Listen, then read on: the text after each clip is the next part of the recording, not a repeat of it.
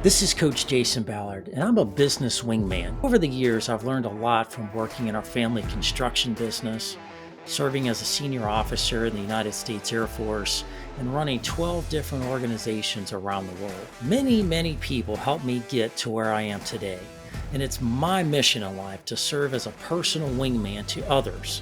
That's what this podcast is all about, providing knowledge, tools, resources, and mentorship to help people soar to their highest altitude. Welcome back to the Soar Higher podcast. This is your host, Coach Jason Ballard. Welcome back to the show. We've got an awesome show for you today. An amazing guest on the show to be talking to us about some really important things that we all as business leaders need to be thinking about differently, right? It's a fast-paced world. How we did things a year ago versus how we do things today versus what we need to be preparing ourselves to lead us into more successful future is just a brewing right now, like a cauldron of things brewing, and we need to make heads and tails of that. And so we're going to get into some of that today, because today we're going to be talking about the future of money. And that's what we're in business to do, right? Make money, add value, do some good things in the world, but how we manage that's important. So we've got an expert guest on the show to talk to us about our money, how that comes into the business, how that goes out of the business, and how we need to be thinking a lot differently about how to manage that so we don't get disrupted and end up going out of business by all the things going on. So that's what we're talking about today.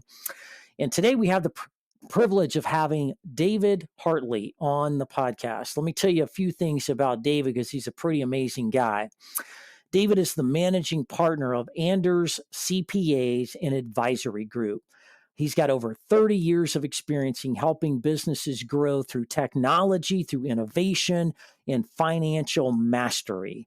He is an expert at all of these things and how to combine those things together to help your company be successful. In addition, he advises and mentors on how to revolutionize other firms out there, how to help them be the dominant firms out there in the world today. He's a member of a number of boards and associations and is a kind of a thought leader across this industry space. And of course, he also has his own podcast called But Who is Counting?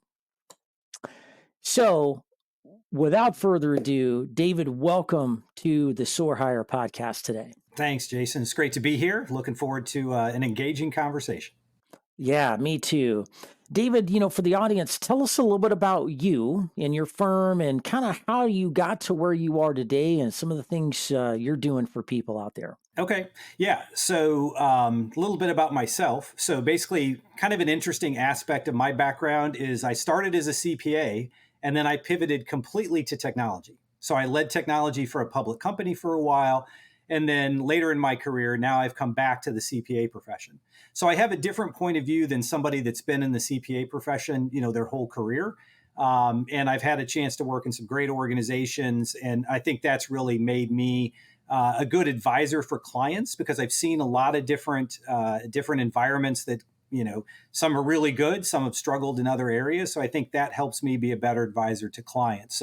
So what I do today is I lead the advisory practice for Anders, which is a top 100 CPA firm headquartered out of St. Louis with employees and clients all around the country.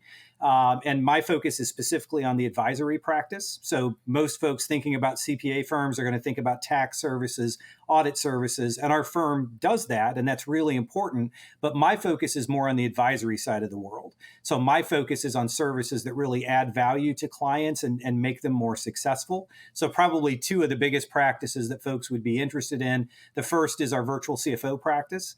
And that's where we really help smaller companies with cash flow forecasting, as well as all the accounting and everything. And then we also do technology. So we help small to mid-sized companies either outsource or co-source their technology, because the world is becoming so complex that nobody can be a technology expert on everything.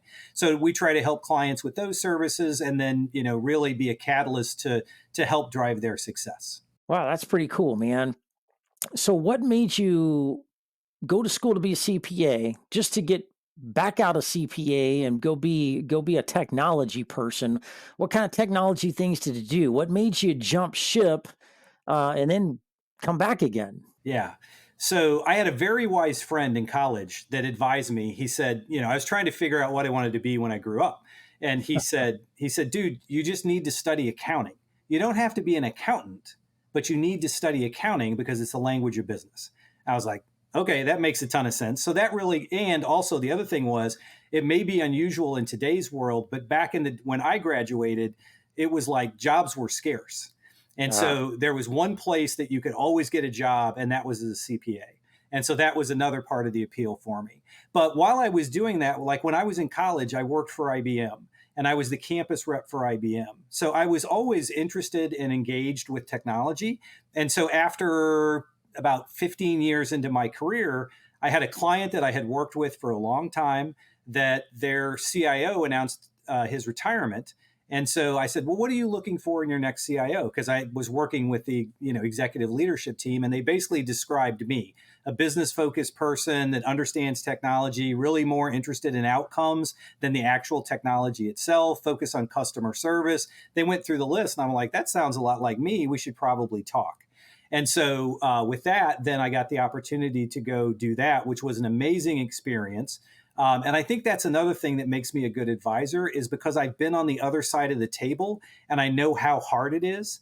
And now, as an owner of one of the owners of a CPA firm, we're running our own business and we're trying to figure things out. So as a business owner, as an advisor, and so for me, kind of that combination of the CPA skills and the technology skills, I love both worlds. And now I think what's happening is that it's really an opportunity in today's world where the CPA world and the technology world are really converging.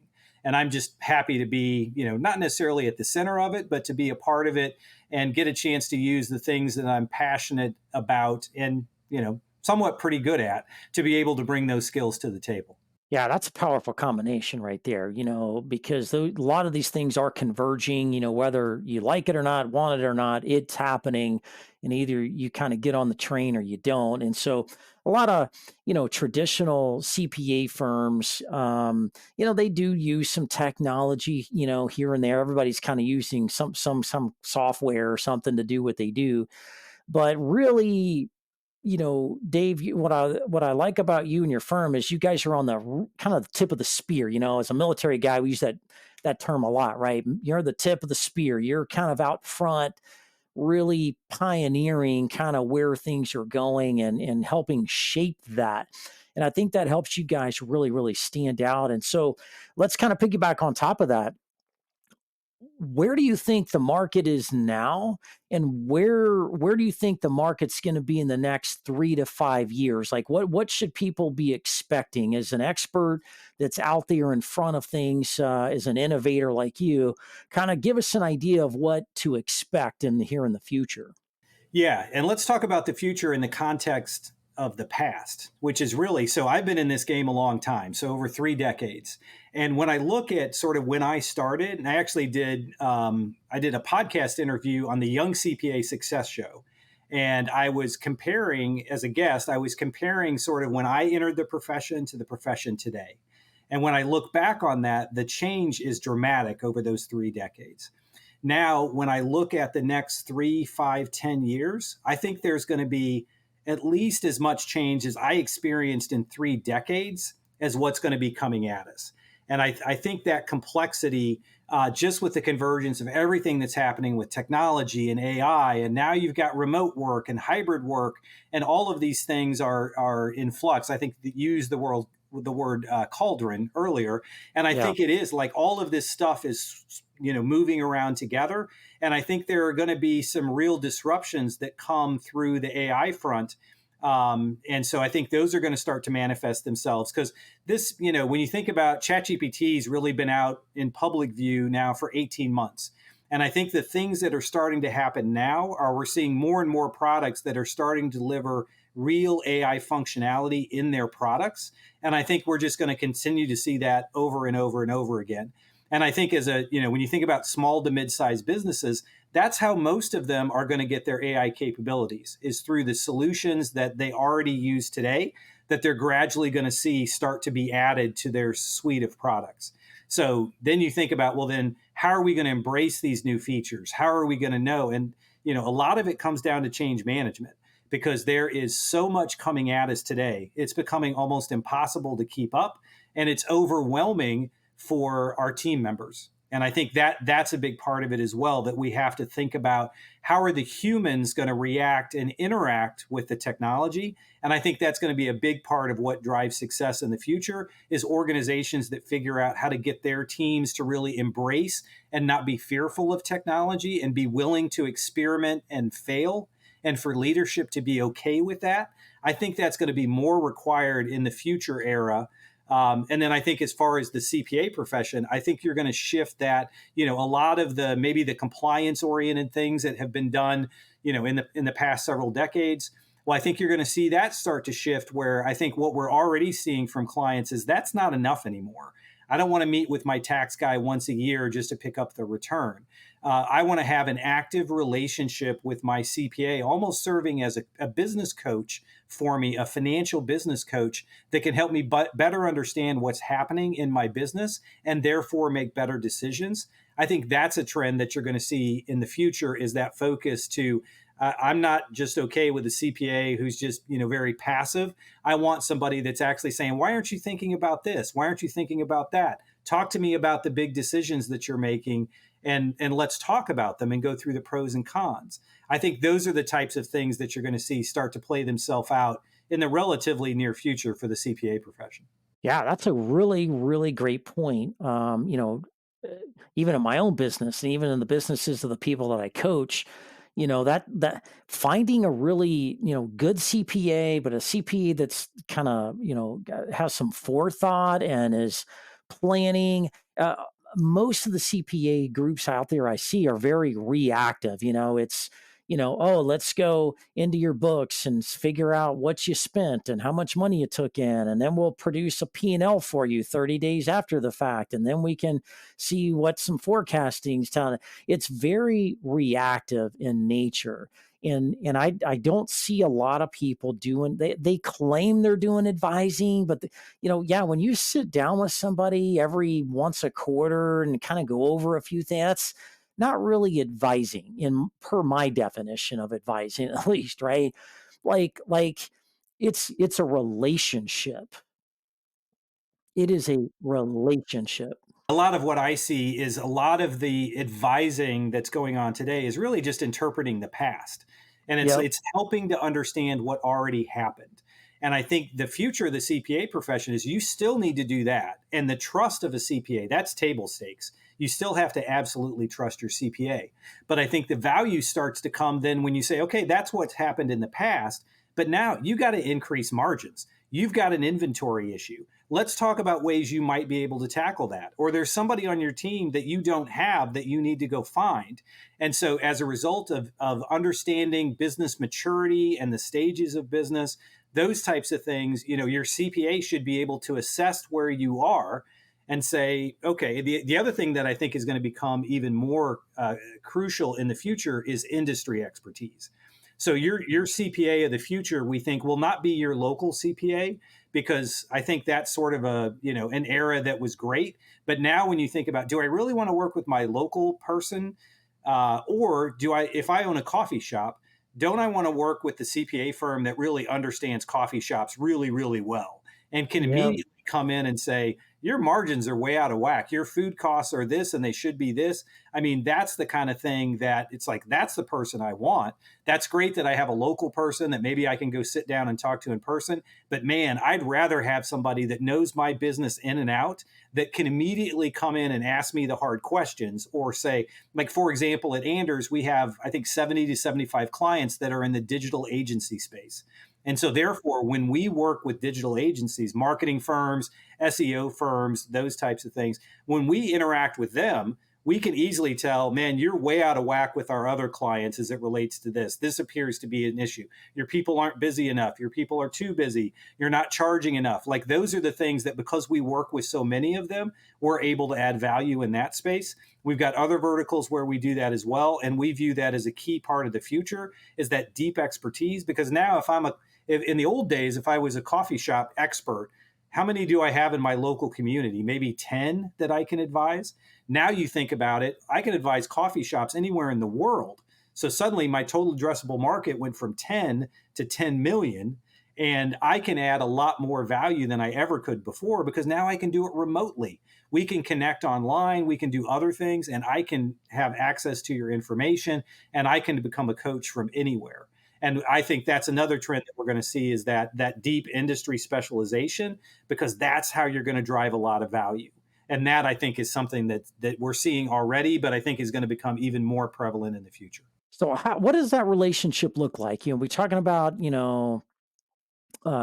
being more advisory, being more consultative, being, showing them the way, being out in front, showing them things they don't have access to, combining all this data, dashboards, decision making kind of capabilities, right?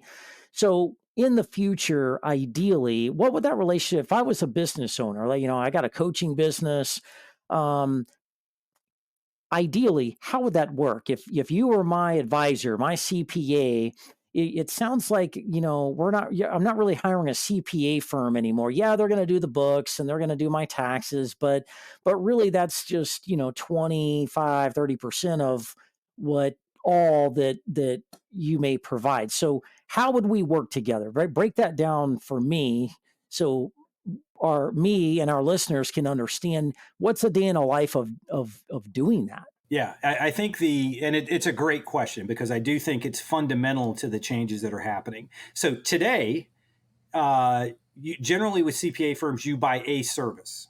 I want you to help with my taxes, or I want you to do an audit or a review or compilation for me. And so there's these discrete purchases that happen. I think, and we're toying around with this because we're trying to figure out how do we shift our models of what we do to embrace this. But I think in the future, it's going to become more of a subscription type process, where basically you subscribe to the intellect and the insights of a firm that next year will be 65 years old, and all these amazing team members that have this deep expertise. And so as a result of that, then you're going to think about, well, it's more about like having a suite of executives at your access. So when you think about that, like our virtual CFO practice, as part of our technology practice, you have virtual CIO services.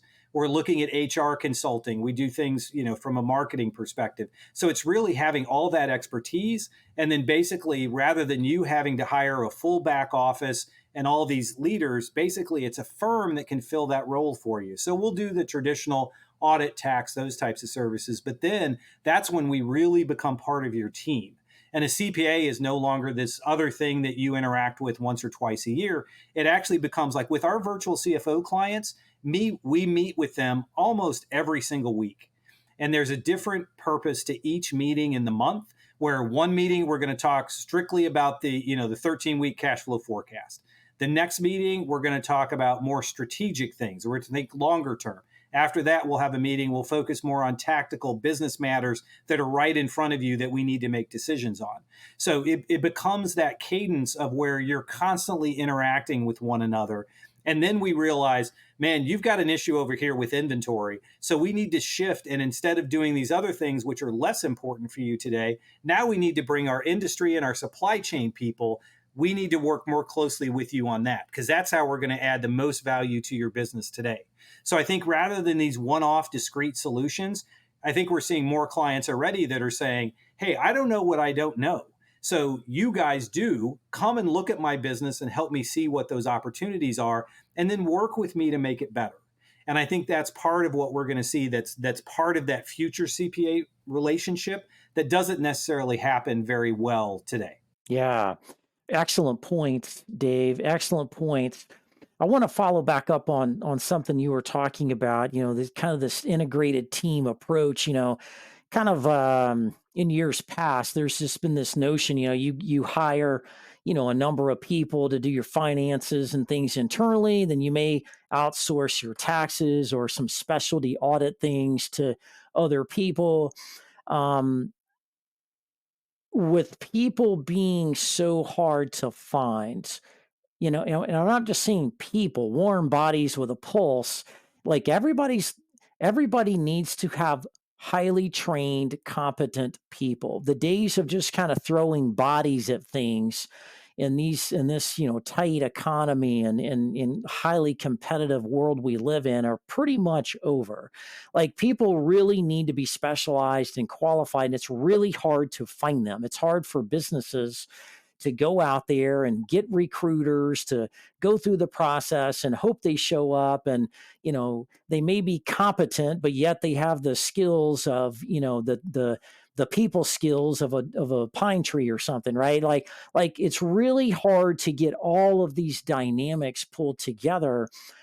I'm seeing where instead of hiring people internally to do things and some people to do things on the outside, I'm seeing a bigger shift towards businesses outsource these services. Certainly financial, human resources and capital, technology, those kind of broader um, business wide components that serve everybody in the business and even outside of the business to kind of be very niched and outsourced in folks like you are delivering a package, like a scalable on demand, like, hey, our business is growing, we need some more resources to support the growth of this business, and you have them on your team or go get them and bring them to the table versus like companies don't have time to scale. They can't scale that fast. And so how do you do that? How do you see that happening? And is that of any additional value, or am I just, kind of seeing things wrong in the world? No, Jason, if you wouldn't have said that, I would have said it because we're seeing the exact same thing. So I think what happened is for so long businesses just got and really there was no other solution. You just went out and had to find somebody, the best person you could find, add that person to the team, and then generally it worked pretty well because most employees were loyal and they stuck around with their companies for a long, long time. So, you go back and you look at the statistics, people my age, maybe they've worked for 3 or 4 different employers. Now when you project people in the future that are my age, they will work for 10 to 15 different companies. So I think Yep. you're going to have that churn. And we really saw that during the pandemic, coming out of the pandemic, when there just weren't enough people. And so people would post a job opening the way they always have. Hey, I've Yep. always been able to find a network person and I'd put it out and I'd get candidates, I'd pick the best and they'd join our team. So then in the future, and you alluded to this in your comments, which is, so then you get to a point where you can't find people. There's nobody out there to find. And then when you do find somebody and you get them on your team, they stay for 6 to 12 months and then they churn. And we had more and more clients and prospects come to us and say, this old model isn't working anymore. I used to be able to find a person, get them here, they would stay for 5 to 7 years, and that model worked fine. When there's no people available, and when you do find those people, they don't stay with you very long. That model doesn't work anymore, and that's why we see more and more people that are interested in this virtual model, where they're like, "Hey, are you saying that even for you can save me money than a full-time hire? I don't have to deal with paying recruiting fees for employers, and when I need to scale, you'll have the people there that can help me do it." That sounds really attractive.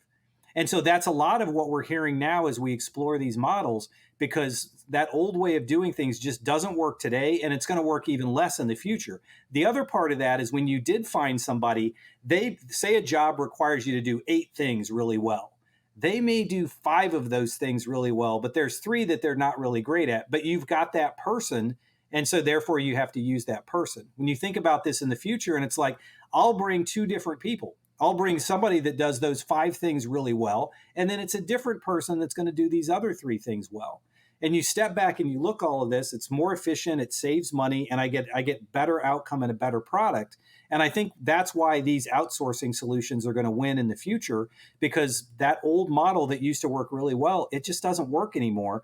Our biggest challenge is educating consumers that they have these choices. Because like when I think about our virtual CFO practice, when we describe the solution to them, they're like, man, that sounds really great. Why haven't I heard of this?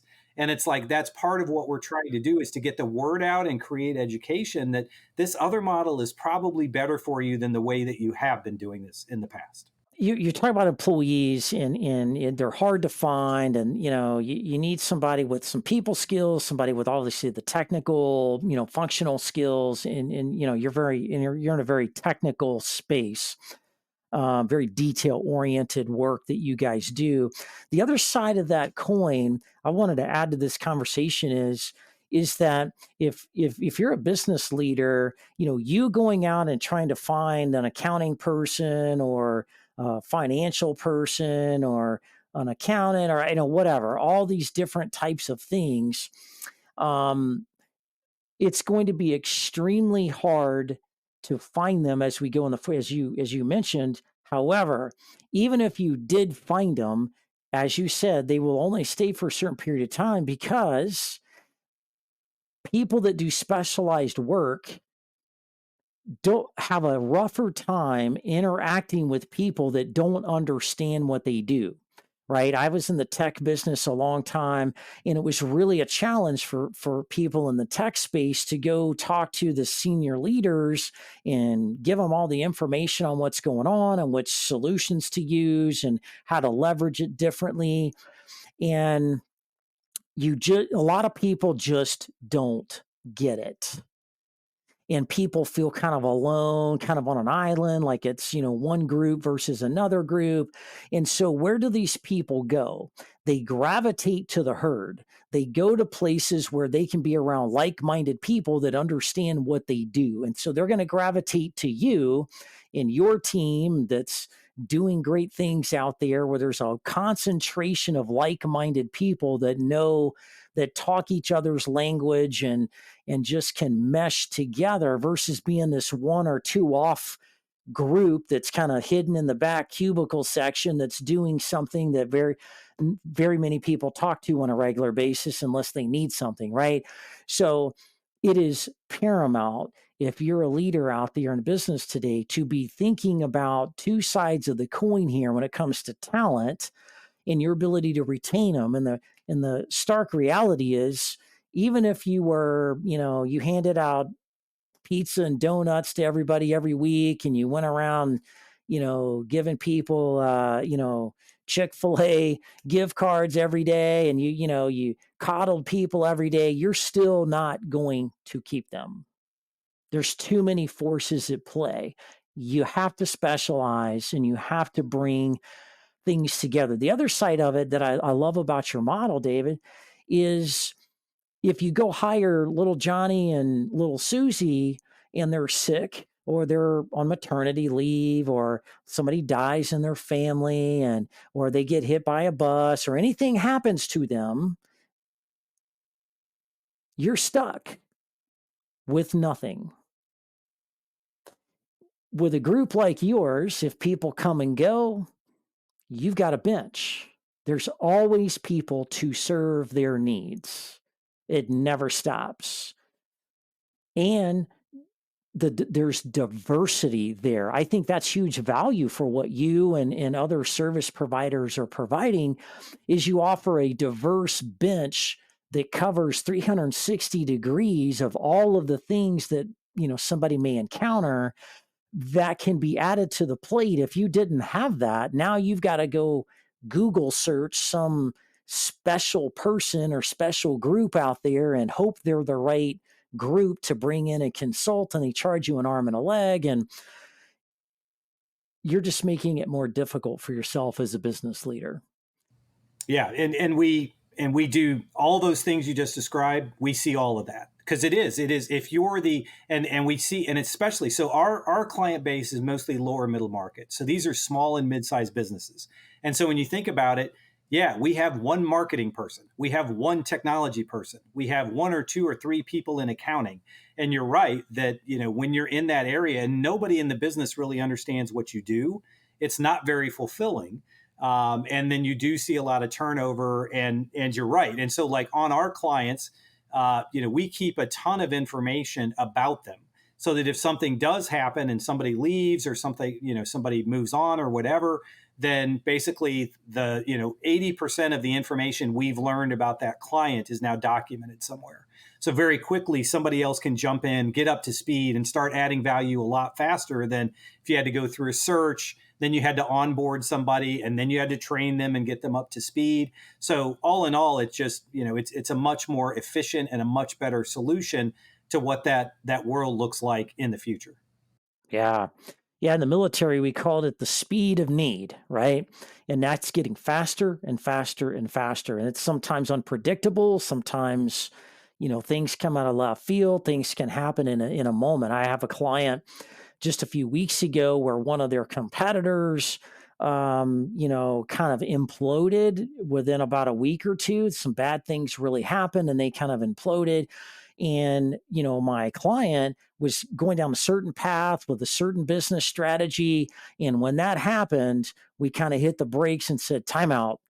Let's reassess the market and the competition in it and where you are in it and where the opportunities lie, not to be a bunch of vicious lions on a roadkill here, but somebody's got to serve. There's a void and a gap in the market, and you've got an opportunity to add value and to, help people save their company, help people do things that they need to do to move on and minimize that disruption. And so we re calibrated our compass a little bit there to try to take advantage of that opportunity. That served them very, very well. So being able to pivot, being nimble is powerful. Even if you're a bigger company, your inability to be nimble and be adaptive to things happening faster um, causes the bigger companies to eventually be eroded by a bunch of smaller companies because they are more nimble. I talked about that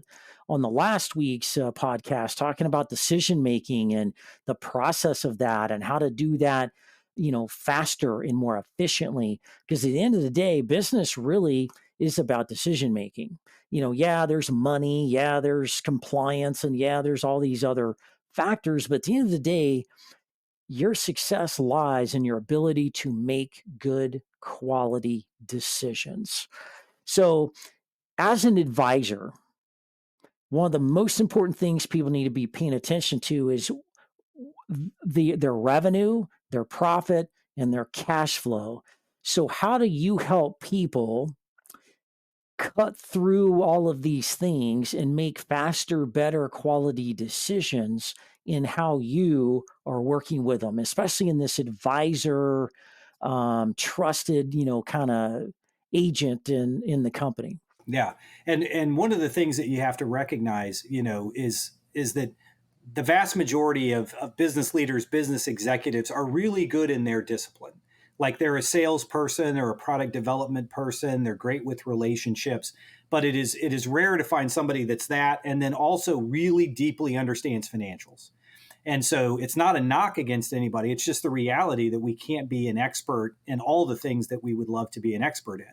So I think there's a couple things that happen. One is we help them get clarity to their information. A lot of times they have data, it's in different places, they really don't understand, and it's stale. It's like, well, I now get my financial results. Well, that was as of 6 weeks ago. Where am I today? And so by forcing that and having that focus on cash flow forecasting, where you're not only just looking at what happened in the past, but you're starting to think about the future, and you're trying to make sure, and you're talking about business decisions using real data, not stale data that represents something from the past. So I think that the accuracy and the timeliness of data is really important.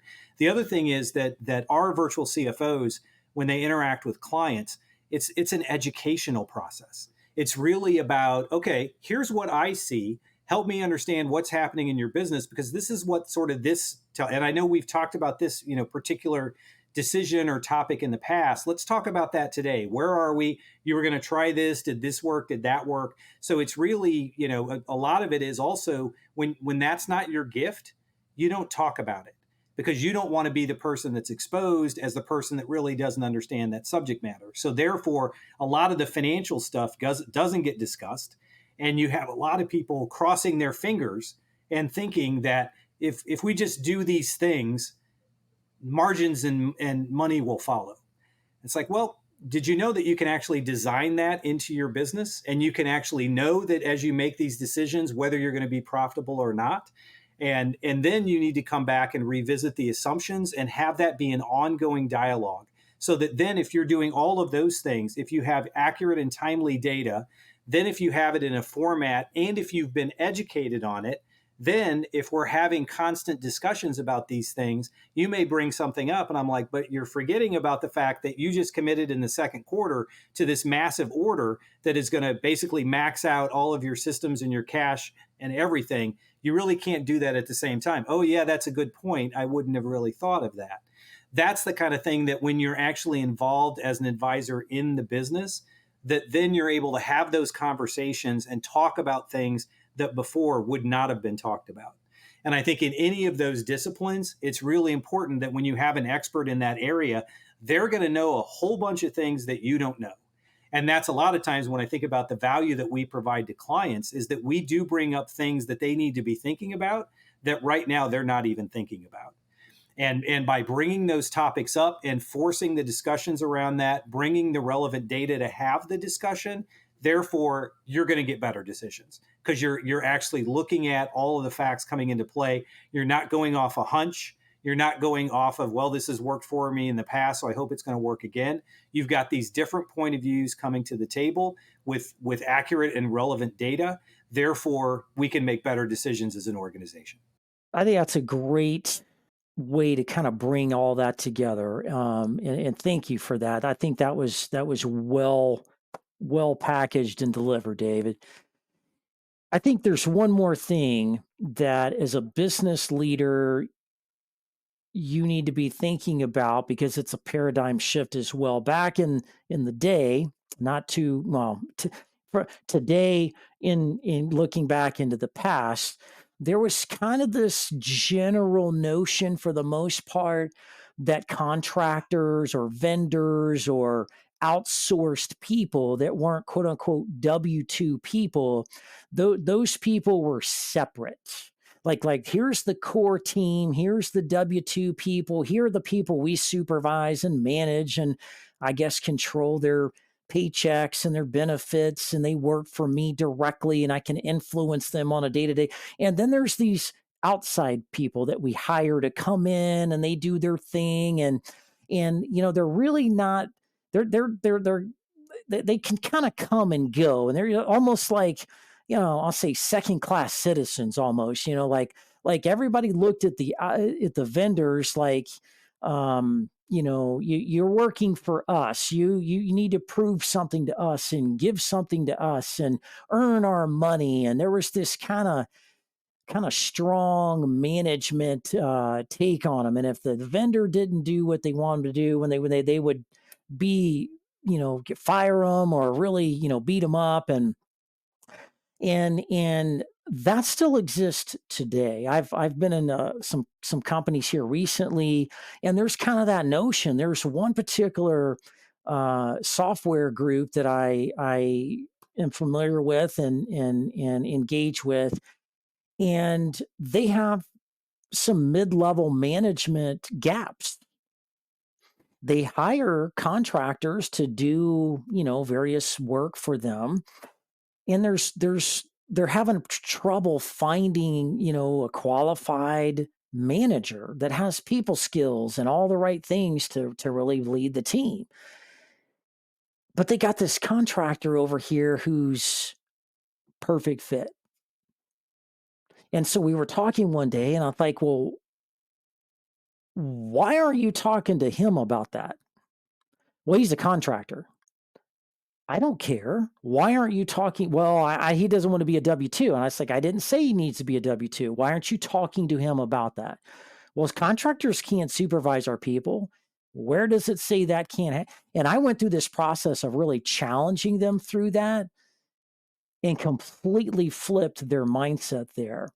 And so I think that's a real big challenge that some people, not all, are going to have to overcome, where you need to view your outside support, your outside experts that you're asking to come in and do these kinds of things that you've articulated, to be part of the team. Meaning they come to staff meetings and you get the bigger picture of what's going on from a planning perspective, goals and metrics and performance and talent and retention. Like you're part of the team. You need insight on what's going on and what's being thought about as far as capital expenses and operating expenses and how to navigate people through those things. Because if this group of people over here is going to make all the decisions and have the big conversations, and then you're brought in to like figure it all out and make it work, that's not going to work. So how do you help people overcome those things? How do you help them earn your trust to where you are on the inside? You do have a seat at the table, just like any other W-2 employee. Yeah, and I think what you're describing is sort of the way that it has been, where pretty much it's just my team and only the people on my team that are W-2s. Those are the people that are going to drive success. And I think the reality today is that's really important, but it's no longer everything. Now your partnerships, your ability to leverage other resources is it's kind of like in when you think about who does a business really need to be successful? Well, a lot of times it's your internal team, but then also you need to have a great CPA firm that you have a relationship with. You need to have a banker. You need to have these other relationships that bring different perspectives to the table are really important to determining success. So, and then I think about it, this is one of those areas, talk about a lot of change and things that are going to continue to change. I think, so for example, as part of our team, we have international people that are part of our team. And so when I think about whether contractors or whatever, and the other reality of this is you have to start treating those resources like they are part of the team. And so it's also a change in it's a change in expectations, but then it's also a change in you have to think differently about a team. And I think this starts to go into when you think about remote work and hybrid work and all these different models that we didn't necessarily have in the past. Well, if you figure out how to optimize those and how to make them work in your environment, it can really fuel your success. So I think what you're describing, we see the same thing as well. And we think that, the other thing that's driving that as well is that nobody's an expert in everything. And so, it used to be you could hire a team of 50 people and they would cover pretty much all the things that you needed. Well, now that 50 people barely gets you started. You're going to need this particular skill set for this project. And now we've got an SEO thing going over here that we need an expert in that. And that's the reality of you're not going to have those people internally. How can you have those resources? And I think there's also a great thing as well in really becoming an organization of choice or a company of choice that people want to work with. And so, I'm sure you have clients, we have clients that treat us really well, and they actually listen to what we advise them to do. And that is a really rewarding relationship. Sure, we have people on the team that come and get paid, but at the end of the day, their job satisfaction, if they can serve as a catalyst for your success, and then if you actually listen to our expertise and take the time to understand it, and then that somehow has a positive impact, that has an incredible impact on our team members.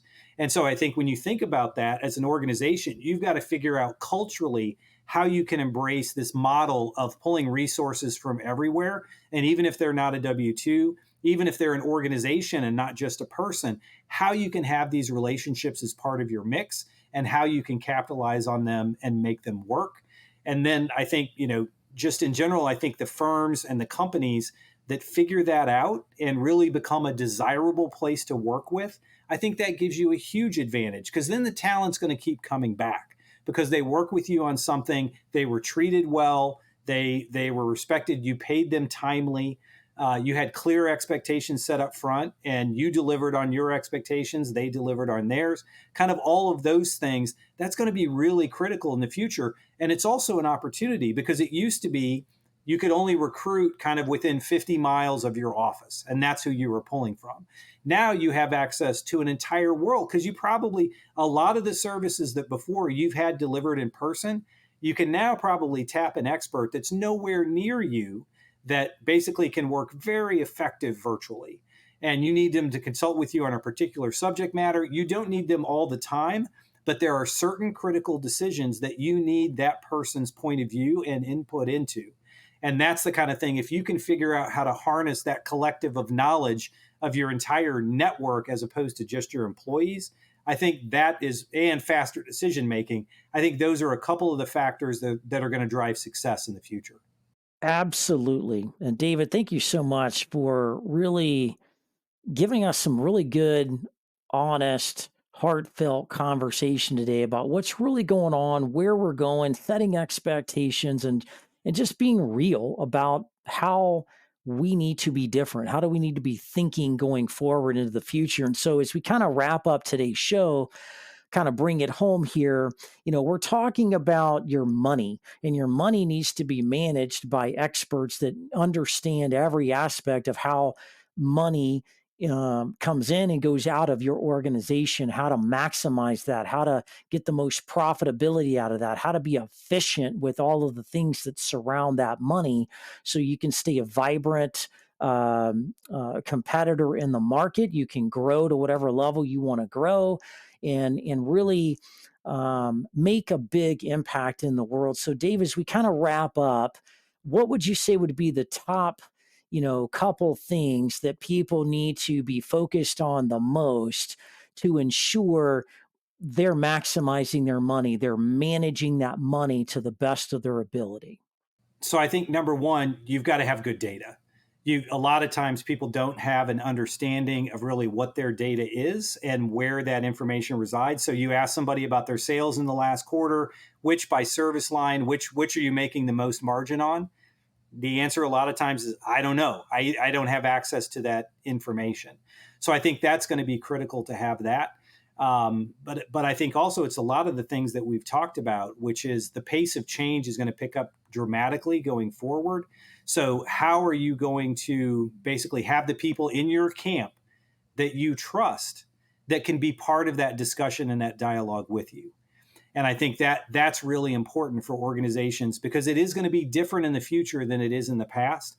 And I think that's part of what people have to get comfortable with, because when you do things differently, you're going to make mistakes.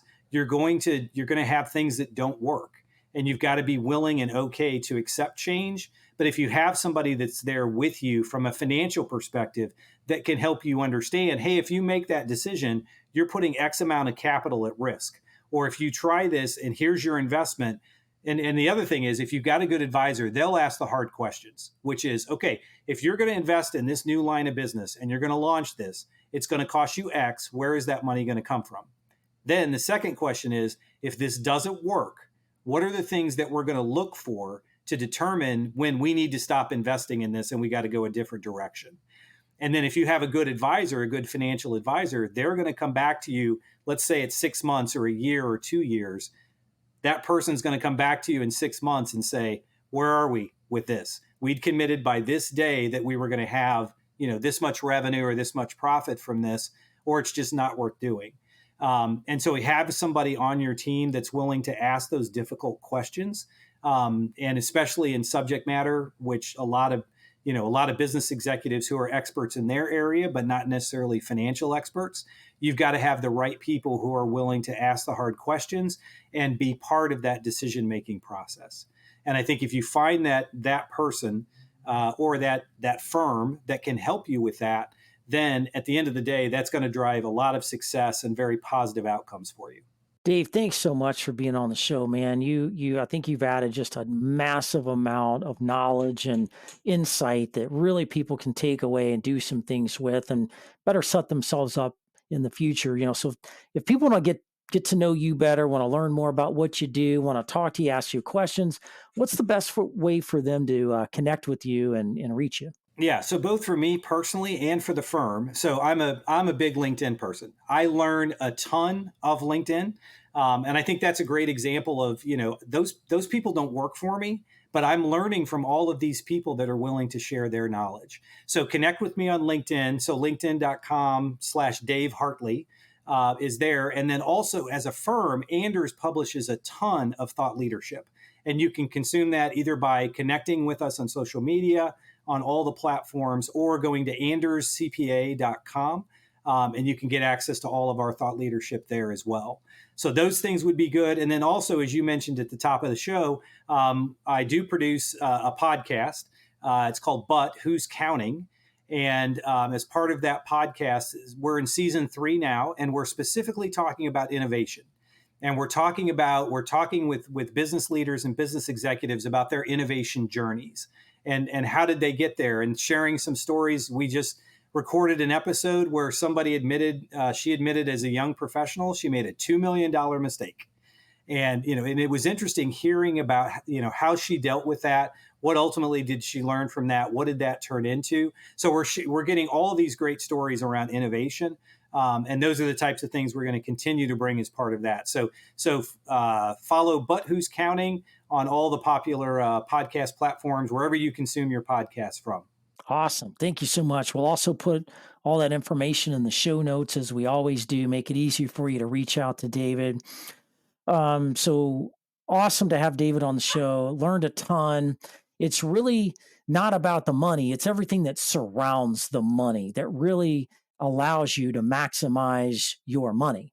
Right. And so I would encourage you guys all to think about your leadership, how you're thinking, how you're going to, prepare you and your organization for change, and how to surround yourself with a stable of really solid horses that are experts in certain things, that really know the most about any particular subject area, so they can best advise you and guide you and take your company to whatever level you want to take it. So that's it for today's show. Folks, you do not want to miss next week's show. Next week, we have some conversation around negotiation. And man, in this complex world that we live in, think about some of the things we talked about today on this show and how to negotiate through these types of things. Negotiate with employees that are struggling, negotiate with vendors. Everything in life is negotiation. And we've got an expert negotiator that worked in the FBI and was in some high pressure, high stakes negotiations, that's going to really shed some light and help us, navigate through the complexities and negotiate things better for us. So won't want to miss that. That's it. Hope you have a great week. Take care.